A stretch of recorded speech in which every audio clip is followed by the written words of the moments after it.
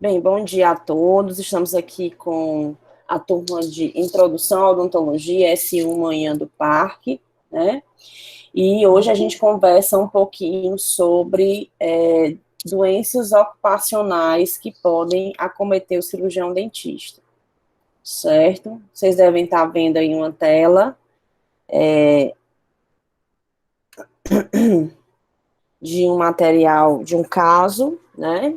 Está em Word aí. A gente vai iniciar a discussão desse caso, para vocês entenderem o que a gente vai conversar lá na parte teórica, tá bom?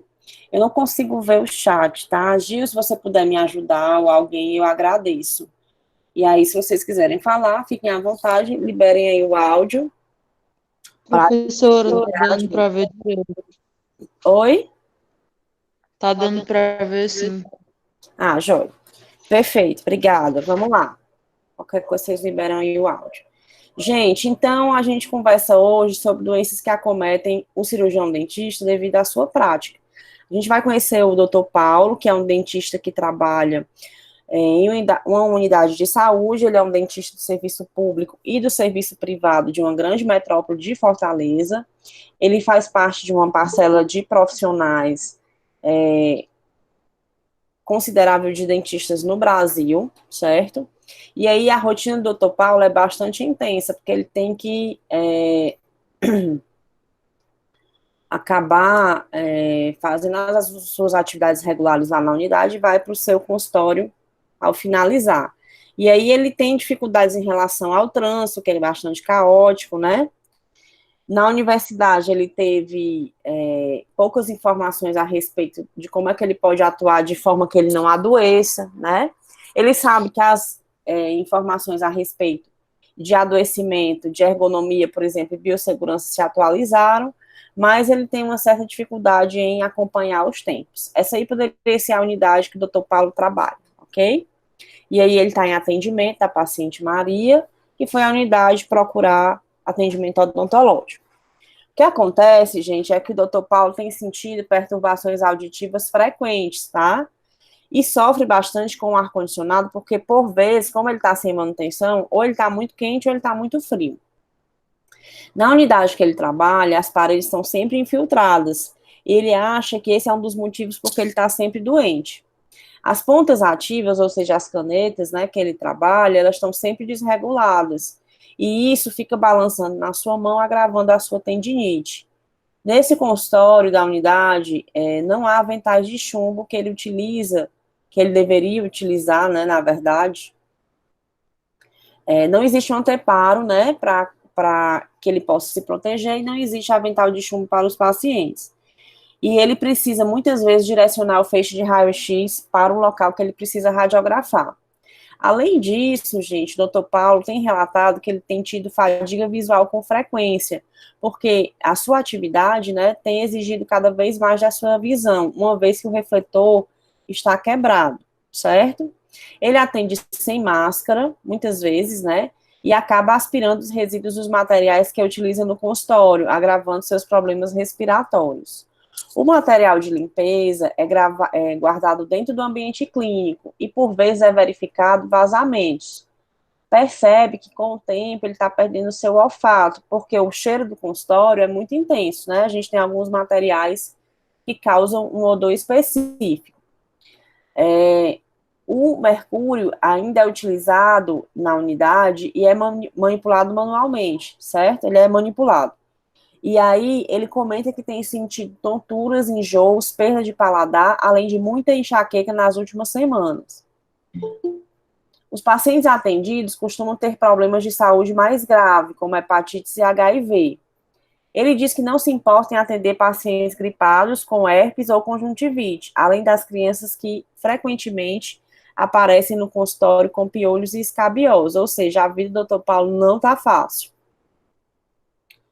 No serviço, a gestão local pede que ele atenda 30 pacientes por dia, certo? E aí ele vai para o consultório atender mais 20. A coordenadora da unidade confere todo dia a questão da sua meta para verificar se ela foi alcançada. Ultimamente, ele tem se sentido esgotado, física e mentalmente, desconcentrado, ansioso e depressivo. Isso é sempre problema rotineiro para o Dr. Paulo.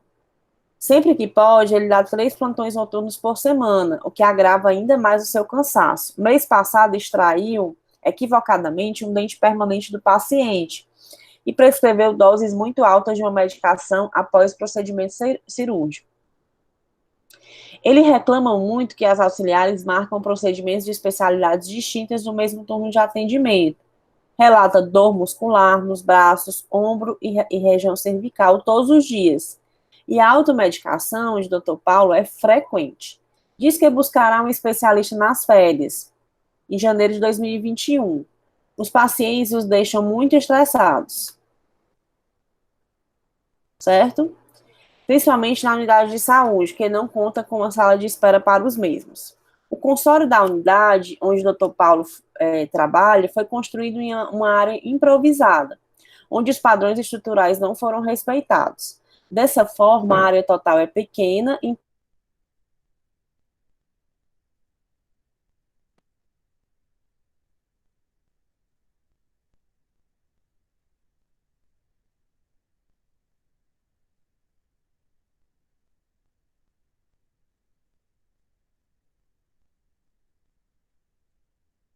instrumental, que ficam no meio do consultório.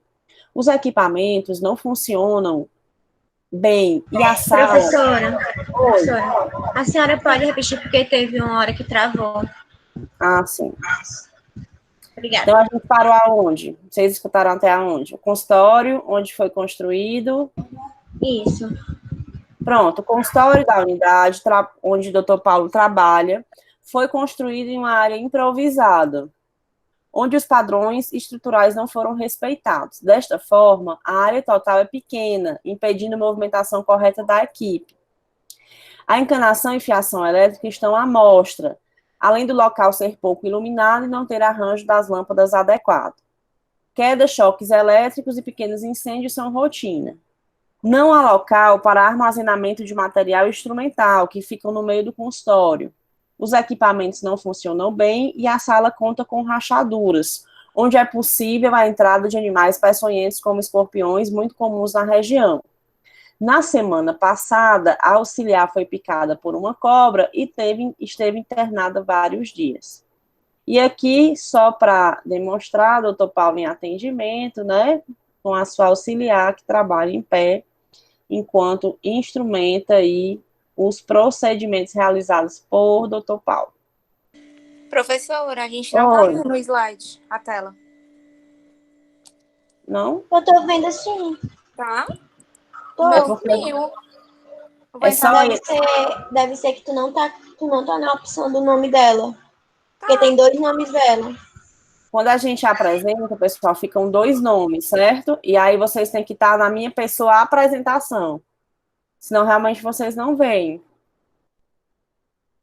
Agora eu estou compartilhando um PowerPoint com vocês. Vai abrir aí.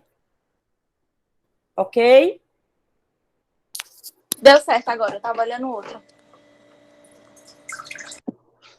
Tranquilo. E aí vocês viram que a situação não está fácil para o doutor Paulo, né? Ele está trabalhando num consultório que tem uma série de dificuldades. E aí é só para a gente começar a discussão a respeito das doenças que podem acometer a equipe de saúde bucal. Por que a equipe, professora? Porque dentro do consultório a gente não vai ter só o operador, né? A gente vai ter o auxiliar. Então a gente vai ter uma equipe que vai estar submetida às mesmas condições de trabalho. Então eu queria que vocês pensassem junto comigo, com a experiência que vocês já têm de estarem na clínica, né, de terem visitado outros consultórios, de terem, inclusive, utilizado certos serviços, né? O que é que vocês acham que a gente pode encontrar no consultório, já que eu falei tantas opções, né, que pode contribuir, no caso, com o adoecimento do cirurgião dentista? Então, aqui a gente tem um consultório, né? Ele tem uma série de erros, esse consultório. E aí eu queria que vocês interagissem aí comigo, para sinalizar, como a gente já discutiu, o que é que pode, dentro do consultório, afetar o adoecimento dos dentistas. Gente, eu tenho que sair da tela sempre, porque ainda tem gente entrando, tá?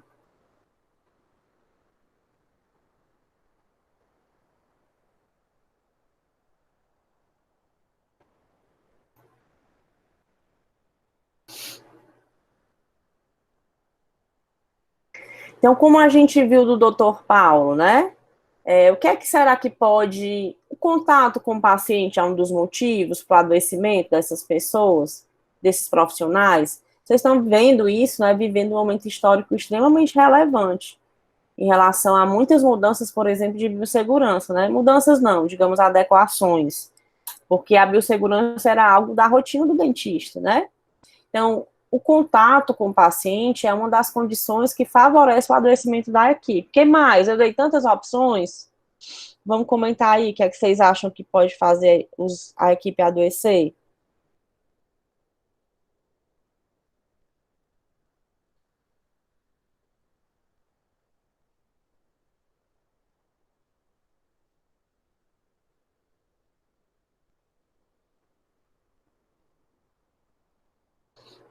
Não? Nada?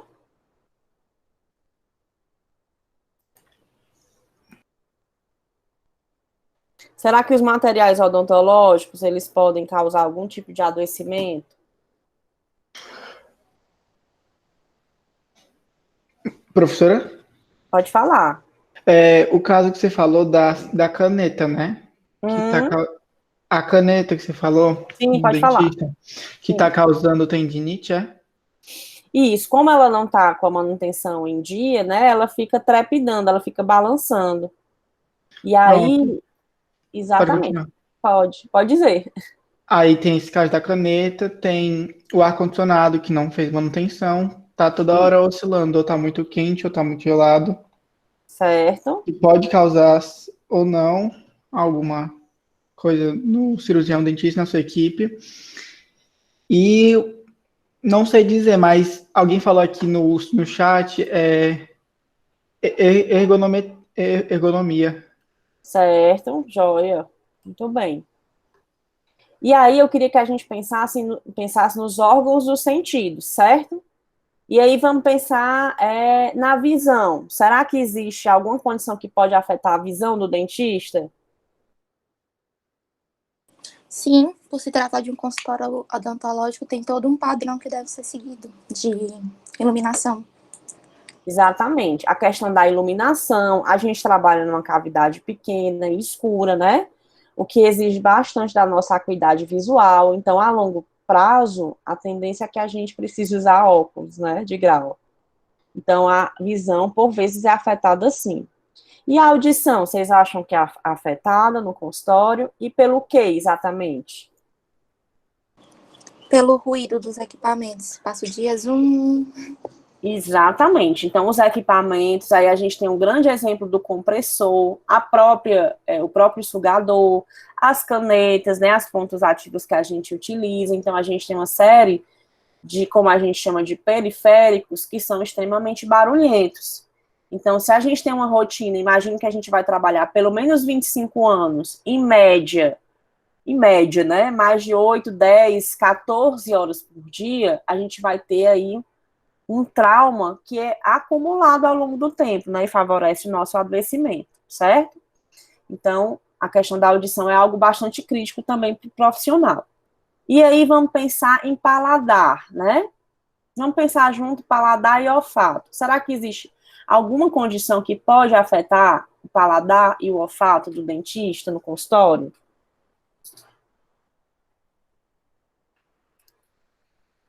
Vocês lembram do mercúrio aí no caso? Professor, uso de metais pesados, né? Exatamente. Então, a gente tem a utilização, né, de metais pesados, como mercúrio, ou outras substâncias que têm um odor muito forte, né? Como é o caso dos monômeros, que a gente utiliza bastante quando a gente trabalha com prótese, né? Ou, por exemplo, alguns materiais provisórios, como o próprio ionômero, que tem um cheiro menos forte, né? Mas o óxido de zinco e eugenol, representado pelo IRM. Então, tudo isso, né, é tanto que quando a gente começa a ir para a clínica, é muito comum a gente ouvir falar assim, vale, tu já tá com cheiro de dentista, né? Então, aquilo a longo prazo, ele causa realmente um dano ao olfato, né? E o paladar, como a gente viu, a questão do envenenamento pelo mercúrio mesmo, né? que ele pode dar alterações olfativas e gustativas, né? E é uma condição que a gente quer evitar, né? Então, a gente falou de visão, audição, olfato, paladar, e agora falta o tato, né? Será que existe alguma condição no consultório que pode afetar, né, a capacidade de pega dos elementos, né? Será que existe? O tato está relacionado à pega e à pele também, né? Então, a gente tem uma série de condições que podem ser exemplificadas. O que é que vocês conseguem imaginar? A própria tendinite causada pela trepidação, né, do motor, né, da caneta. A gente tem algumas condições que o tato, exatamente, é alterado em função... a tendinite poderia ser uma delas, porque em algumas situações ela causa dormência, né? A gente pode falar também em alguns problemas relacionados à alergia, que, por exemplo, trazem transtornos em relação até o toque, né? A gente tem menos sensibilidade. E outras condições, certo? Então, como vocês podem ver, e vocês mesmos citaram, a gente tem uma série de riscos no consultório, né? Que eles vão sempre existir, e eles podem afetar de maneira cumulativa o cirurgião dentista e diminuir a nossa capacidade produtiva, certo? Então, é sobre isso que a gente vai conversar hoje, sobre os riscos que o dentista está submetido. A gente vai ter essa conversa ao longo do curso, certo? Aqui é para a gente ter uma noção a respeito desses riscos, porque, inclusive, quem está lá na Saúde Coletiva 2 está discutindo isso novamente, né? Isso é tão importante ser discutido, porque a gente vai entrar na clínica, por exemplo, já tendo isso bem consolidado com a gente, né? E aí, o risco, gente, sempre vai existir. O que a gente vai tentar fazer é utilizar artifícios para diminuir esse risco, tá certo? Então, são 5 grupos de risco, como estão representados aí: físicos, químicos, biológicos, ergonômicos e de acidentes. Existe uma norma federal que classifica esses riscos, tá certo? E atribui a eles uma cor específica. Esses hexágonos aí, eles não estão por acaso. Eles exatamente representam, essas cores, os riscos relativos a cada um dos grupos, que é o que a gente vai conversar, certo? E aí, o que é que a gente tem nesses riscos, né? A gente tem essa tabela, que é, como eu falei para vocês, é uma norma federal do Ministério do Trabalho e Emprego, desde a década de 90. Então, essa tabela, ela é direcionada para a identificação de todos os riscos relacionados ao trabalho, certo? Não é só da odontologia. E aí, vocês vão perceber que a odontologia tem enquadramento em todos os riscos e em várias situações. Vamos tentar... Oi. Eu acho que a senhora não está transmitindo os slides, está só no Word ainda, na foto do Google Imagens. Aqui tem que estar compartilhando. Vocês estão vendo a minha pessoa, a apresentação? Pois é, mas eu estou vendo só o Word. Não estou vendo... Pois é, ainda está no caso clínico. Eu também. Não tá Tá no slide. aparecendo só a imagem como se tivesse o profissional da saúde. Estranho, porque ele sinaliza aqui sim, mas eu vou fechar aqui de novo, só um instante.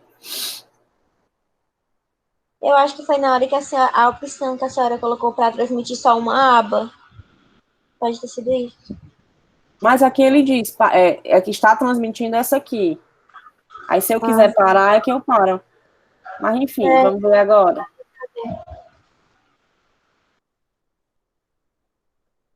E aí? Agora sim. Pronto. Pois para mim tá do mesmo jeito, compartilhando essa guia. Então deixa eu voltar aqui só para vocês entenderem, né? Então a gente tinha comentado que cada cor está associada a um risco específico, certo?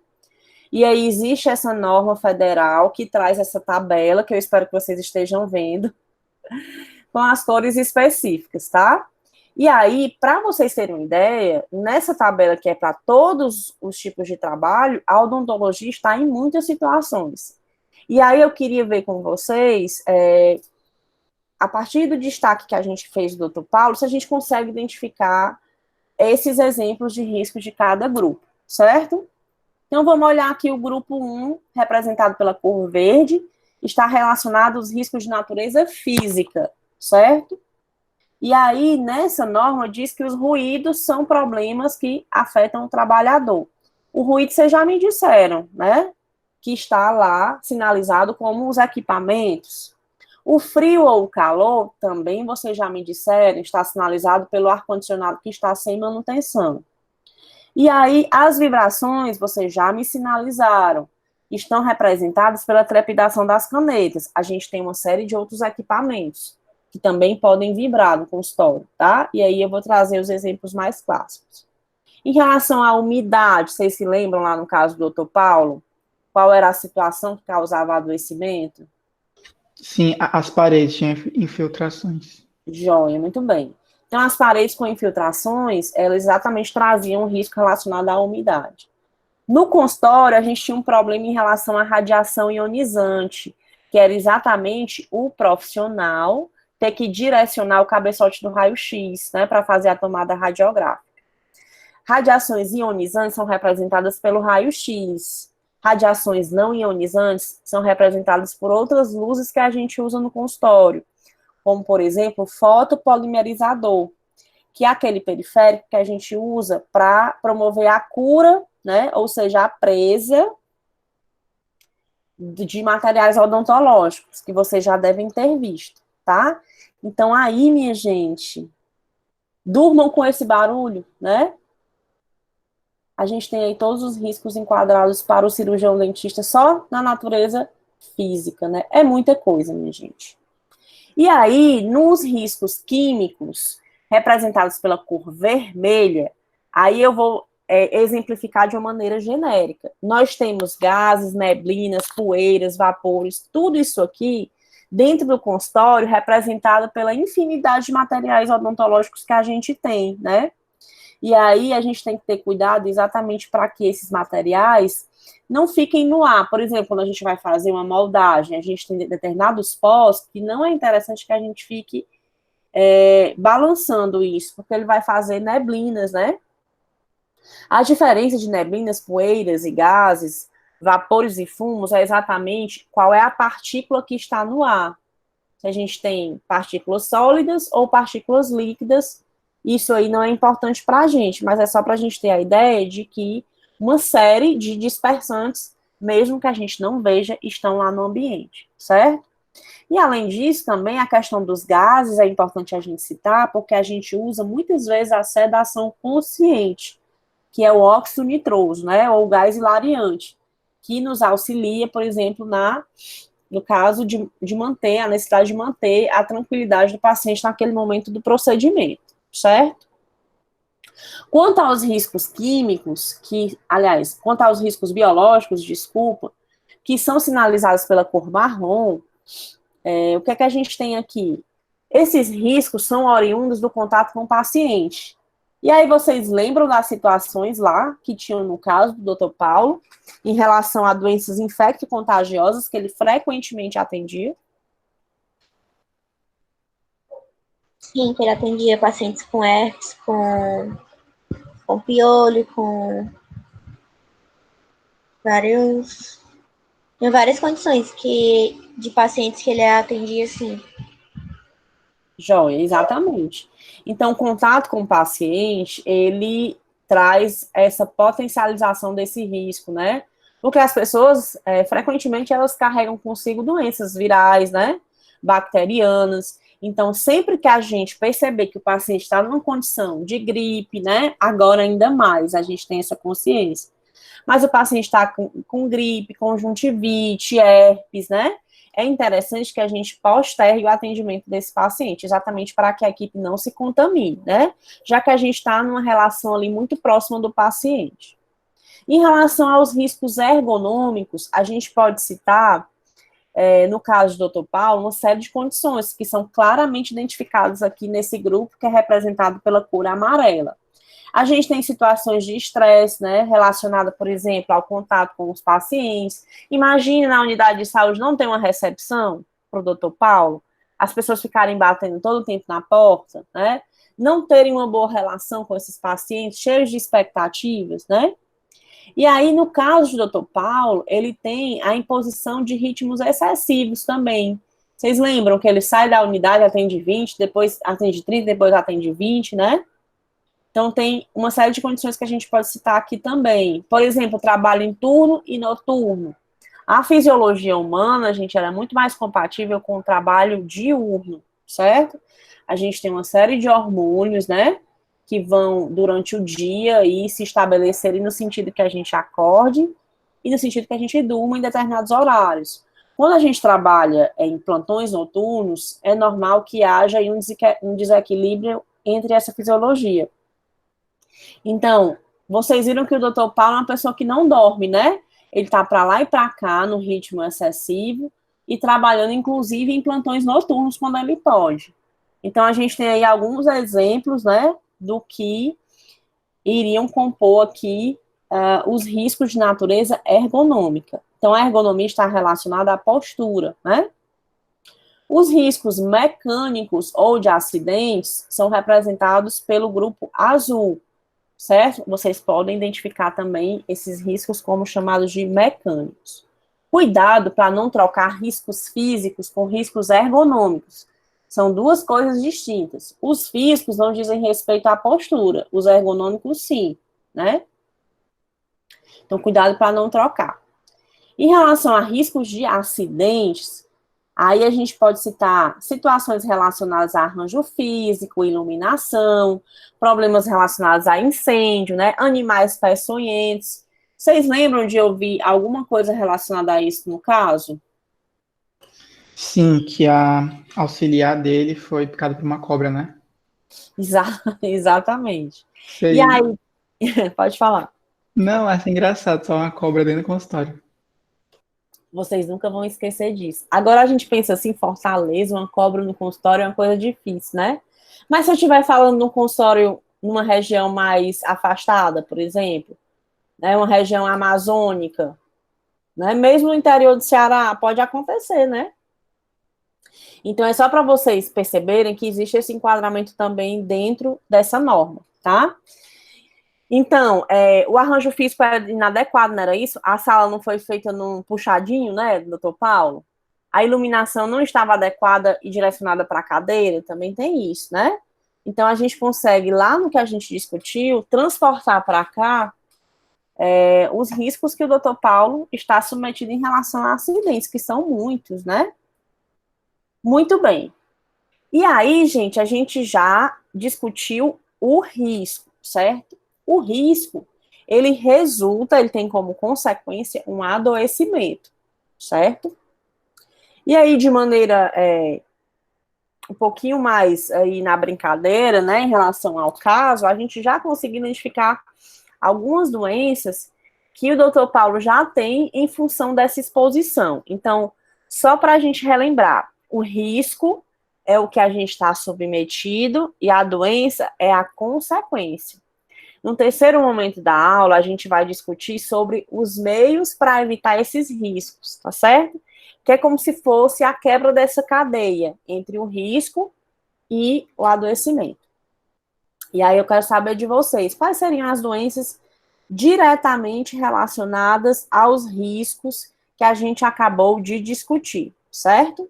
Então, pegando mais uma vez, né, aquela nossa tabela do Ministério do Trabalho e Emprego, agora eu não quero falar de risco, eu quero falar de adoecimento. E aí, o que é que a gente tem de doenças associadas a esses riscos especificamente? Em relação ao grupo dos riscos físicos, né, representado pela cor verde, o ruído, por exemplo, ele me causa o que a gente chama de PAIR, perda auditiva induzida por ruído, certo? O frio e o calor, vocês lembram o que é causado no Dr. Paulo? Assim como a umidade? Uma pessoa que está constantemente num local muito frio, ou muito quente, ou muito úmido. Ela tem o quê? Problemas respiratórios frequentes, né? As vibrações, elas podem causar problemas de ATM, por exemplo, e aí vocês estão estudando na fisiologia isso, né, também. Dores, né, como no caso a tendinite, inclusive, existe essa relação aqui também com o aspecto ergonômico. As radiações, elas podem causar alterações celulares importantes, né? É bem certo que a gente tem aí, para a odontologia, para a radiologia odontológica, um limite de segurança muito alto. É muito raro a gente ter uma consequência danosa em relação ao uso de raio-x, e eu estou falando aqui, gente, sempre para o profissional, certo? Porque a gente sabe que a gente não pode segurar o cabeçote. Mas se, por exemplo, a gente tivesse uma condição como o doutor Paulo, que sempre segura o equipamento no momento que está sendo feita a tomada radiográfica, a longo prazo a gente ia ter alterações celulares, né? Em relação aos riscos químicos, gente, se a gente está sempre aspirando aquilo no consultório, é muito comum que a gente tenha, mais uma vez, aí, problemas respiratórios graves, né? Em relação aos riscos biológicos, aí a gente tem um leque de possibilidades, né? Se a gente está ali acessando fungos, bactérias, parasitas, a gente pode ter uma série de doenças que eu já sinalizei para vocês, como gripes, né? Hepatites, até escabiose, né? Tudo isso pode acontecer com o profissional.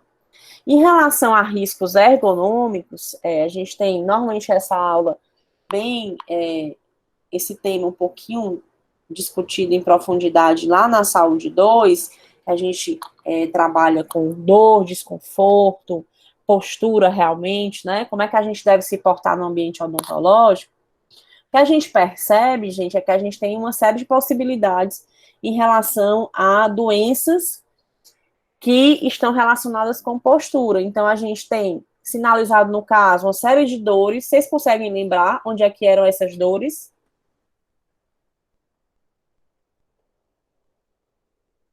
No caso lá do Dr. Paulo, ele sentia dor na cervical, não era? Punhos, será que doíam?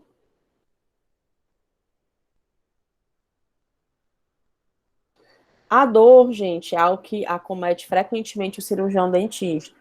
E vocês, mesmo em momentos de treinamento pré-clínico, antes de entrar na clínica, é muito possível que vocês já sintam dor.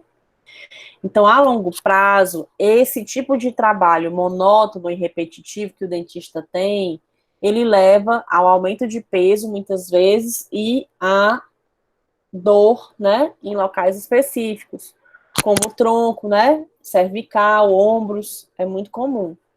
Então, tudo aquilo, né, que colabora com a postura inadequada, com atendimento rígido, alta produtividade, a longo prazo vai contribuir para problemas ergonômicos graves, né? Em relação a acidentes, gente, o que a gente pode dizer é que, devido a esse trabalho, a gente pode ter queimaduras, né? A gente pode ter problemas também de acuidade visual, a gente pode ter quedas, né? Basicamente seria isso. E aí a gente pode, em função desse contato com esses animais peçonhentos, ter situações de envenenamento, né? Enfim. Então, aqui a gente, de uma maneira rápida, a gente acabou tentando identificar quais seriam as doenças associadas a cada um dos riscos que a gente vem discutindo. E aí, como eu falei para vocês, por último, a gente tem 3 partes dessa aula que vocês devem ter identificado. O primeiro é identificar os riscos, né? A segunda parte é identificar, no caso, as doenças. E a terceira parte seriam as medidas para diminuir esses riscos, né? E aí a gente tem a quebra dessa cadeia que vai resultar no adoecimento. Então, que medidas a gente pode utilizar para minimizar esses riscos presentes? Professor, o risco vai sumir? Não, o risco não vai sumir, ele sempre vai estar lá. Mas a gente tem uma série de situações em que a gente pode diminuir esse risco, tá bem? Tudo bem, minha gente? Estão por aí ainda? Sim, tá ok. Vamos lá. Professora, Pois não. uma dúvida que eu fiquei meio assim. Esse consultório do Dr. Paulo, né? Sim. Assim, ele não tá um dos melhores. O CRO pode interferir em alguma coisa? Pode.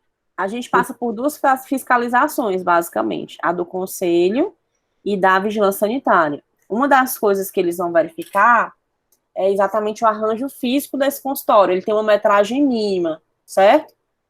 E aí, é isso que a gente vai discutir no terceiro semestre. A questão da infraestrutura, o que é que tem que ter, né? Que nesse caso é o CRO que vai intervir. As duas instituições podem intervir. As duas, né? E Podem outra coisa, solicitar adequações, sim. você falou lá no texto que a caneta dele tá. Qual era o problema mesmo? Que Ela causava está sem tendinite? manutenção. Ela está Pronto. sem manutenção, ela fica trepidando. Pode causar algum dano no paciente? Não, o ruim é que a gente, no caso, causa desconforto, né? Dano em Pro si. cirurgião dentista, né? No Os paciente. dois também, né? Os dois, né? Se a gente tiver um equipamento muito desregular, que normalmente a gente se incomoda logo, é só realmente a trepidação. Ah, tá Mas certo. dano maior, não. Tá, obrigado. Certo? Nada. Muito bem. Então, a gente agora vai discutir as medidas relacionadas à diminuição desses riscos. E a gente tem algumas medidas que são consideradas universais, que elas nos protegem em relação a vários riscos. A primeira delas, gente, é a utilização de EPIs, que são os equipamentos de proteção individual. E aí, a gente representa aqui esses EPIs como gorro, máscara, óculos, jaleco, né? Próprio sapato adequado à prática odontológica. É um EPI. Outra coisa que a gente tem que fazer sempre é lavar as mãos antes e depois do atendimento de cada paciente, para que a gente possa, no caso, se paramentar adequadamente e não carrear aí a contaminação, certo? Precisamos ter cuidado com o pérfuro cortante, a gente trabalha com uma série de instrumentais e dispositivos que podem causar acidentes, né? Um deles são as agulhas, que eu não devo tentar reencapar de maneira ativa, né? Eu tenho que, se eu precisar reencapar, eu vou reencapar de maneira passiva. Aqui a gente está utilizando um dispositivo para reencapar a agulha. O que eu não posso é pegar o meu dedinho aqui, pegar a agulha aqui, né, e tentar fechar aqui, reencapar essa agulha, sem utilizar nenhum dispositivo de segurança, certo? Então, essas são as condições preventivas básicas, né? Aqui só uma representação da lavagem de mãos, que tem uma técnica específica. Professora, você tá passando os slides? Estou. Não tá aparecendo aqui pra mim, não. Alguém está vendo Passando. Ó, as lavagem de mãos. mãos? Uma lavagem de mãos? Exatamente. Tá, tô vendo. Quem tiver parado, tenta entrar de novo. Agora foi. Agora Oi? foi. Pronto. Então, quanto à lavagem de mãos, a gente tem técnicas adequadas, a gente tem meios adequados, a gente tem movimentos, substâncias adequadas, que a gente vai discutir lá na saúde 2, certo? Terceiro semestre. E aí, só para vocês terem uma ideia. Então, EPI, a gente tem que utilizar, tem que estar todo paramentado, e agora, com a situação da Covid-19, a gente vai ter que implementar a utilização dos face shield, né, que são os protetores faciais, além do que a gente já usava, certo?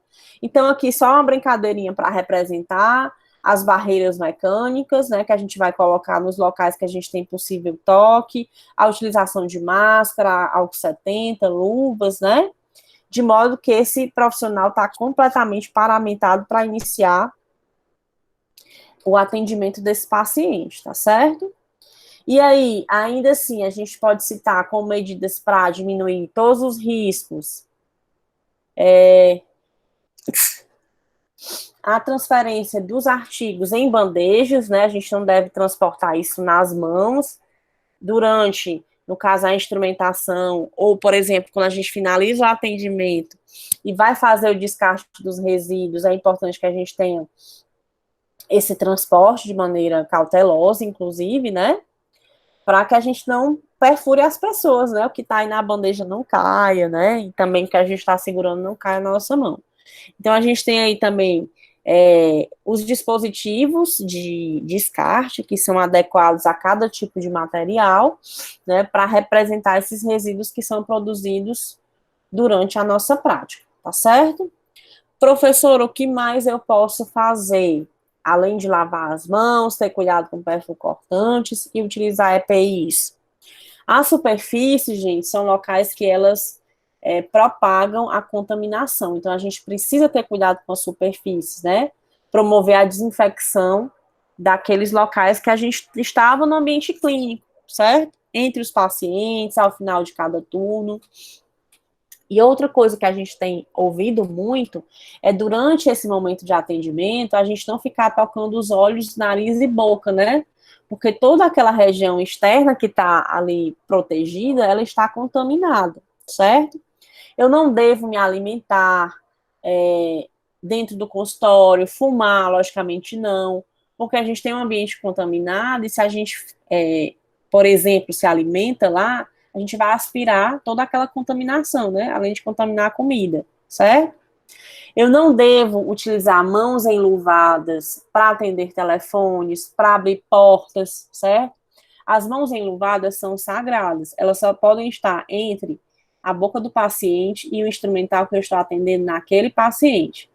Se eu preciso tocar, por exemplo, em algum local fora aquele ambiente ali de atendimento, eu tenho uns dispositivos como as sobreluvas que a gente coloca por cima, ou eu preciso tirar a luva, certo? Então, às vezes a gente orienta, né, principalmente os primeiros semestres, que adoram tirar fotos, né, quando estão em visita na clínica, exatamente para a gente não tocar esses cabelos com a mão enluvada, para a gente não tocar aparelhos celulares, né, e uma série de outras condições, porque a gente vai estar deixando os contaminantes nos locais que a gente tocou, certo? Outra medida que é considerada universal para uma série de riscos, né, principalmente o biológico, provém da esterilização do instrumental. Então, cada instrumental que a gente utiliza nos pacientes, ele vai passar por um ciclo de esterilização, né, para que a gente possa eliminar todos os tipos de forma de contaminantes, bactérias e vírus, né, e possa ser utilizado em outro paciente. Então, é um processo de muita responsabilidade, né, que a gente tem que ter aí uma série de cuidados. E aí, não fiquem ansiosos da gente, nesse momento, não destrinchar cada um dos processos, certo? A gente vai ter, como a gente está introduzindo o assunto, né, a gente vai ter daqui para o final do curso uma série de disciplinas que vai discutir isso que a gente está falando com vocês. É realmente só para vocês terem uma noção, para entrarem na clínica, começarem a se ambientar com a prática odontológica, inclusive os riscos a ela associados, tá? Muito bem, eu discuti até então medidas que seriam medidas universais, né, que iriam evitar uma série de riscos. E grupo a grupo, que a gente identificou lá naquela tabela, a gente vai discutir as medidas relacionadas à diminuição dos riscos de cada um dos grupos, tá? E aí a gente inicia pelos riscos físicos, certo? Que são o primeiro grupo, sinalizados pela cor verde, não é isso? E aí vocês me disseram que os riscos físicos estavam relacionados a ruído, umidade, calor, não era assim? E o que é que a gente pode fazer? Além de utilizar os EPIs, né, os EPIs regulares, a gente, por exemplo, para evitar ruídos, pode utilizar protetores auriculares. No ambiente escola, isso é um pouco complicado, porque a gente precisa orientar os alunos, né, e são muitos. Mas na clínica, por exemplo, a gente pode, diante de um ruído mais frequente que causa incômodo, a gente pode utilizar protetores auriculares, certo? E aí é interessante que a gente trabalhe com compressores que estejam com manutenção em dia, estejam fora do ambiente clínico, ou seja, aquele ambiente de atendimento, e de preferência em caixas acústicas, que elas diminuem esse ruído, certo? O ideal é que a gente tenha um ambiente claro e ventilado, arejado, né? Exatamente para a gente não ter problemas respiratórios relacionados a frio, calor e umidade, por exemplo.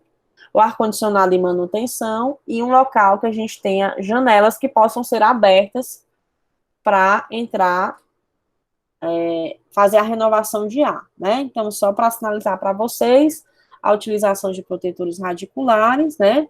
A utilização de proteção, aqui a gente está sinalizando a proteção do paciente, mas lembrem que os riscos que a gente está discutindo dizem respeito ao dentista. Então, se a gente vai fazer uma tomada radiográfica, esse dentista tem que estar a pelo menos 1,80 m de distância da direção do feixe de raio-x ou estar atrás de um anteparo, né? Assim a gente não vai ter problemas relacionados à radiação ionizante. Como eu já adiantei, a gente precisa de um compressor, esse é o compressor, ele é que faz, né, a saída do ar sobre pressão, que vai, no caso, rotacionar as canetas odontológicas e permitir que as brocas, né, façam o seu serviço de abertura de cavidade, remoção de dentina cariada. Então, nesse caso, esses compressores devem estar em local adequado, certo? Então, são medidas básicas em relação aos riscos de natureza física, tudo bem? Em relação aos riscos de natureza química, e aí aqueles riscos que foram sinalizados pela cor vermelha. Além dos EPIs que a gente já sinalizou, vamos lembrar, por exemplo, da utilização de amálgama, né, que tem substância, é uma substância química que contém, o seu produto tem metais como a prata, né, e o mercúrio, certo? Então, o ideal, gente, inclusive a gente tem uma proibição em relação à utilização de amálgama manipulado, né? A gente só pode utilizar amálgama em cápsula, é exatamente evitar que haja envenenamento. E aí o envenenamento causa aquelas condições que vocês viram no Dr. Paulo, enxaqueca, perda de paladar, tontura, certo?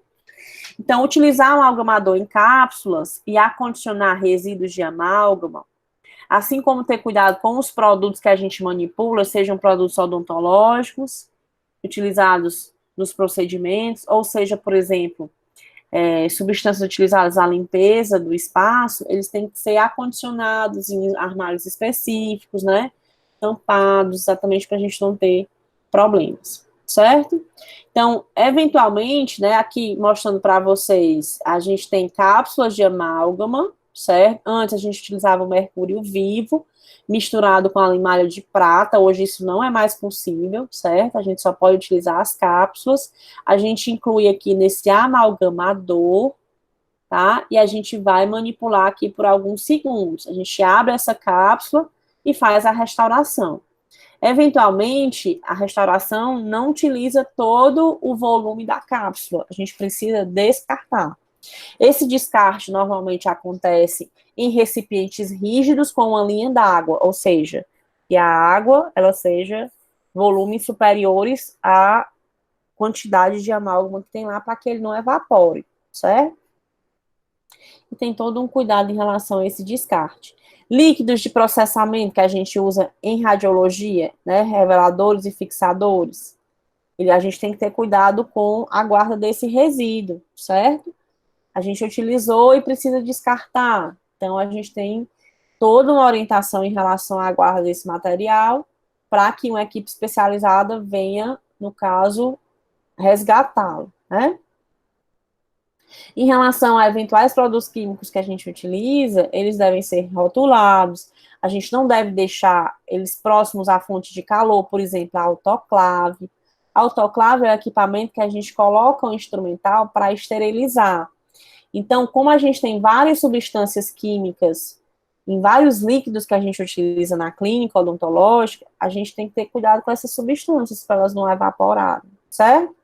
Além de tudo que a gente discutiu em relação a produtos químicos, a gente tem que entender que nós, dentistas, temos uma responsabilidade com o planeta, né, e com o meio ambiente. A gente não deve descartar de qualquer modo as substâncias que a gente utiliza, porque senão elas vão contaminar o solo e a água que a gente utiliza para consumo próprio das próximas gerações. Tá? Eu sinalizei para vocês que os gases estariam relacionados a riscos de natureza química, né? E aí, aqui é o exemplo da utilização do óxido nitroso, né? Que é a sedação consciente. É interessante que esse equipamento esteja de manutenção para que esse gás não fique disponível para a equipe odontológica. Imagine a equipe tendo acesso ao óxido nitroso o dia inteiro, né? Ela vai ficar aí anestesiada, e não é interessante. A longo prazo pode trazer problemas importantes para a fisiologia. Certo? Então, manutenção também desses dispositivos, por exemplo, de óxido nitroso. E aí, eu vou pular aí os riscos biológicos, né, representados pela cor marrom, porque eles são muitas as maneiras de evitar. A gente vai ficar com eles para o final. Vou adiantar aqui os riscos ergonômicos.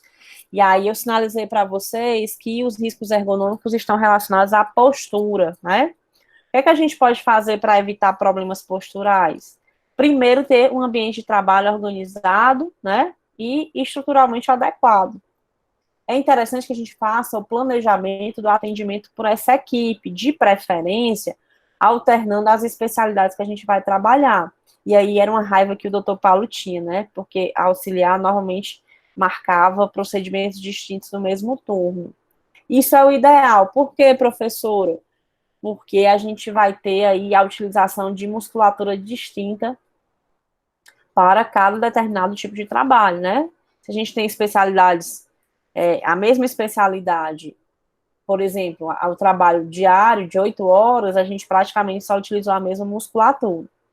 Então, além disso, é interessante a gente ter uma equipe que se capacita sempre para a gente identificar como é que a gente pode trabalhar com a mesma qualidade, utilizando menos movimento, menos tempo, certo?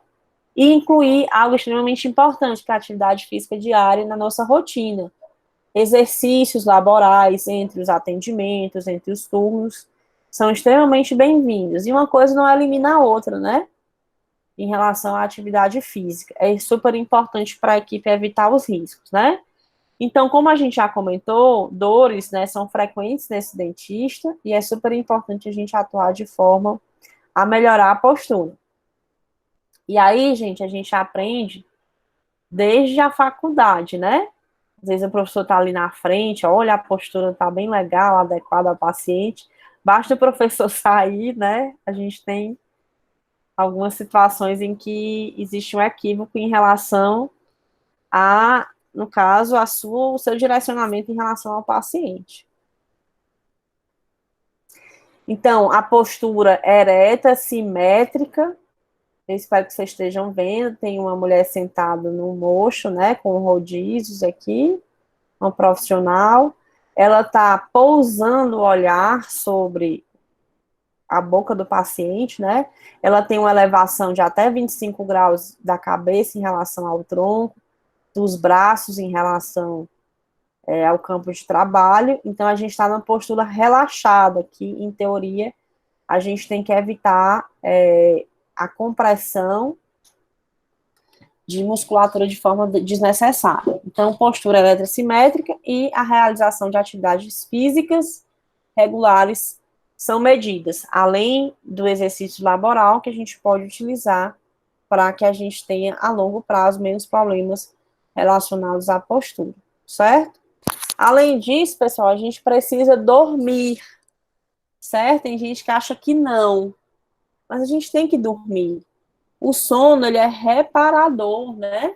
Lembra o que é que o doutor Paulo fez? Ele estava sem dormir há alguns dias, ele fez uma prescrição errada, ele extraiu um dente errado.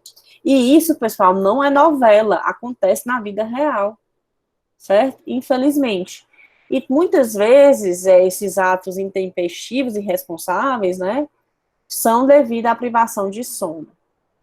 A organização do atendimento exige a preparação, por exemplo, de uma mesa clínica para o procedimento que você vai fazer, né? Imagine você estar no meio do procedimento e ter que pegar algum instrumental ou algum material. Por isso que a gente fala que o planejamento é super importante, de modo que a gente não vai precisar fazer de movimentos desnecessários. Tá certo?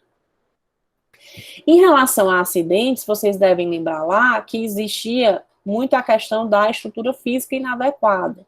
Então, a primeira coisa, pessoal, é que a gente tem uma estrutura adequada para o trabalho, existe uma metragem, existe uma série de condições em relação a piso, paredes, teto, iluminação, utilização de gases, uma série de condições que estão lá descritas na RDC 50 da Anvisa, certo? Então, a gente tem que cuidar para que essas orientações estejam realmente sendo seguidas no nosso espaço. Além disso, a gente precisa daquela historinha que a gente sempre vem falando, da manutenção dos equipamentos, porque equipamentos que estão com manutenção em dia, a gente evita uma série de acidentes, né? No caso, as instalações elétricas e hidráulicas, elas não podem estar aparentes. Além disso, é super importante que a gente tenha instrumental suficiente para o trabalho. Porque se a gente não tem instrumental suficiente, a gente vai querer esterilizar, por exemplo, e utilizar em seguida. E esse material vai sair quente da autoclave. E aí a gente vai ter queimaduras associadas a essa necessidade de utilização desse instrumental, né? Então, tudo que a gente vai utilizar precisa de uma programação, evitando lá os riscos ergonômicos, e precisa de um cuidado aí na sua logística. E aí a gente representa os riscos de acidentes. Como eu falei para vocês, os riscos biológicos são mais situações, né, relacionadas ao contato do paciente, e aí a gente deixou por último. E aí, que medidas a gente pode utilizar para a gente evitar exatamente esse risco biológico em função do contato com o paciente, já que eu não posso pegar só a boca da pessoa, né, e levar para o consultório para atendimento. É preciso que essa pessoa vá, né? Então, o que é que eu posso fazer para evitar a contaminação do ambiente? É interessante que a gente utilize diques de borracha, eu vou já mostrar para vocês, diques ou lençóis de borracha, como a gente costuma chamar. Que isso, gente, é o isolamento absoluto. Tanto que a cavidade do paciente fica protegida e a gente deixa exposto só o dente que a gente precisa trabalhar e alguns próximos, né? É interessante que a gente utilize sugadores de alta potência, porque dessa forma a gente evita a disseminação de aerossóis no ambiente.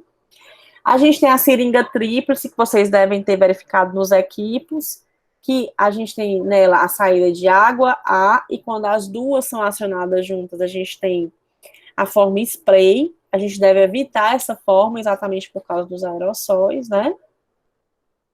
E aí, verificar se a gente está no ambiente ventilado, além da utilização de EPIs, e evitar contato com todos aqueles pacientes que estão com doenças infecto-contagiosas, né? Ou suspeitos, de forma que ele retorne quando ele melhorar.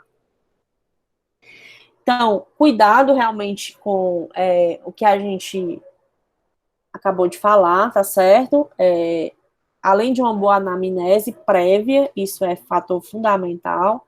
A gente tem que ter cuidado aí com o acionamento dessa água, de modo que respingos e aerossóis são frequentes, né? Isso aqui vai ficar transitando dentro do ambiente do consultório em até 2 metros, né? Então, é interessante a gente ter uma série de cuidados em relação a isso também.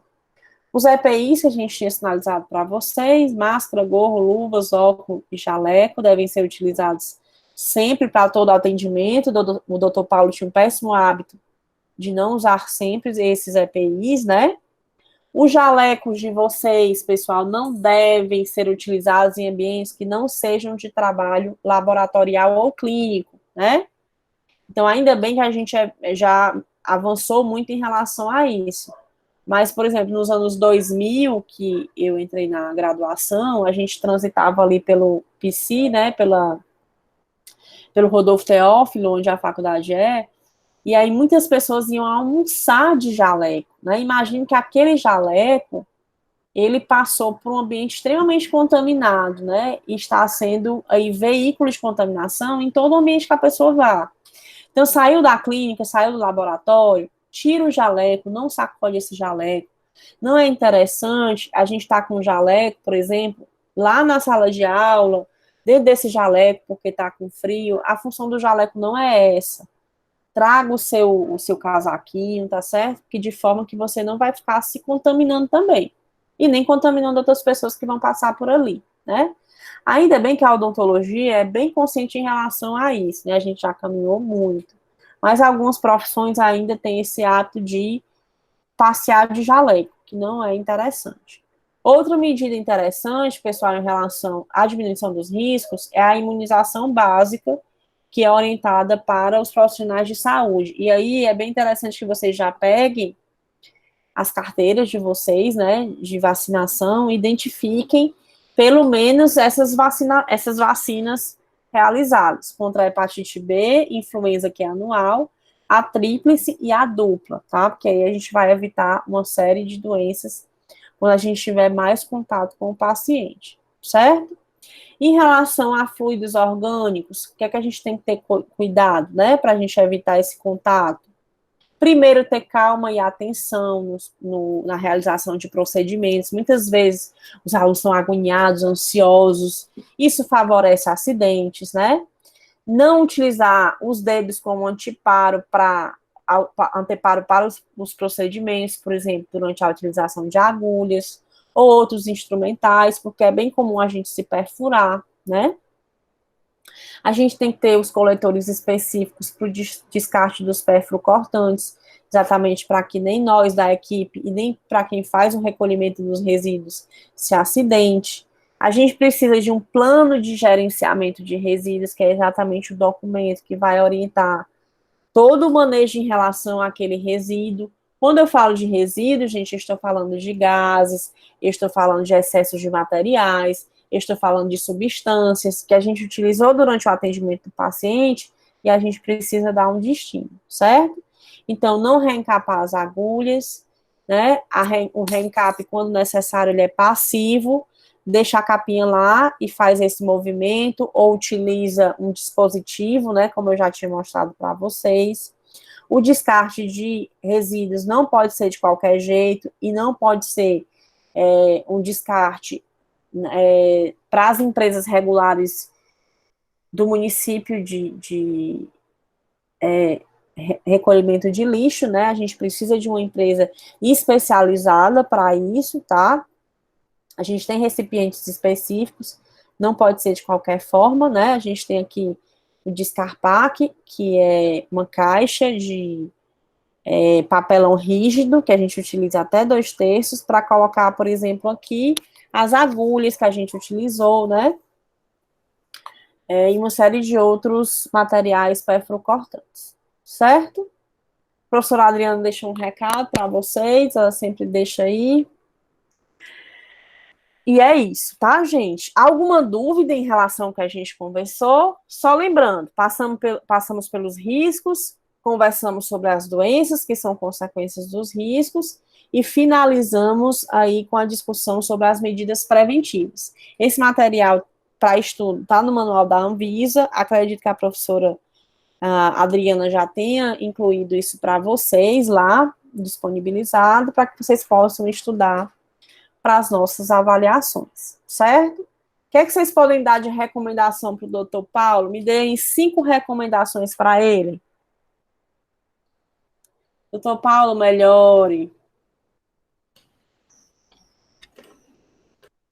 Vocês são colegas do doutor Paulo. Doutor Paulo dormir, né? Durma, né, doutor Paulo? E aí eu acho Durma. que essa história de dormir é um conselho para nós todos, né? Não, minha gente. Sim. Deixa eu só parar aqui a nossa gravação.